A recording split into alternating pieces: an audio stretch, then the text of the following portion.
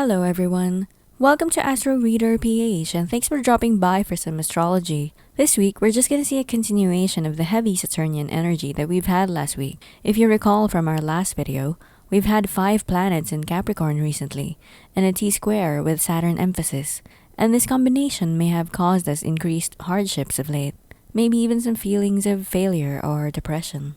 This week will somehow continue that energy, but overall, it should be better because some positive transits are coming. For example, we just had Venus turn direct this weekend. This is an excellent development. I'm looking at you Libras and Tauruses. As Venus goes direct, we start feeling the return of pleasure, money, and love. If we've been feeling dissatisfied with those in the past month, we could start feeling some relief right about now.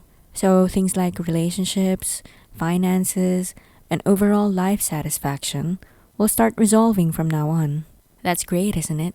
But before you go splurging on things again, let me remind you that Mercury is still retrograde until February 4. So while Mercury is still retrograde, it may be wise to hold off on major purchases or business moves, especially when it comes to new technology.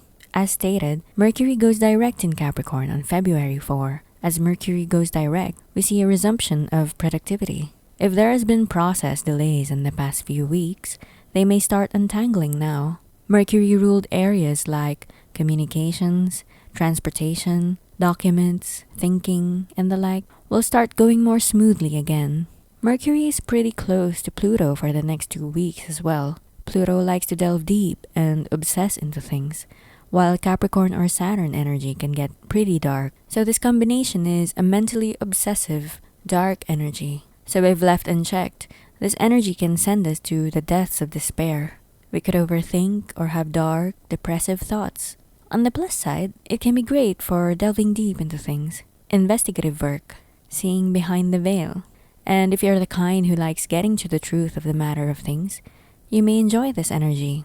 I know I have. I actually spent all week to make this video about the hidden meaning of a movie I really liked, Wrath of Man. Check it out here. So this is a great time to learn about things like the occult, the supernatural, mysteries, crime, psychology, and other deep or taboo topics. This energy will appear in our conversations too. Either we communicate more intimately or our words can cut deep now. So remember to be kind and considerate. News we get around these times can have dark undertones. In our work, our tasks can be more investigative or obsessive in nature as well. By the way, if you recall last week's video, we talked about how Saturn is still king of the week. That was because of the Capricorn stellium and the T-square with Saturn as apex. This week, Saturn remains powerful as 4 to 5 planets are still in Capricorn, while 2 are in Aquarius, including Saturn itself. Capricorn and Aquarius, after all, are signs ruled by Saturn. We also have an upcoming new moon in Aquarius on February 1, and this is conjunct Saturn. So this new moon is very much Saturnian in nature. This means Saturn is also combust as it is too close to the Sun. And when a planet is combust, its energy goes overdrive or haywire. So to put all of this together, we're in for a week of heavy Saturn energy.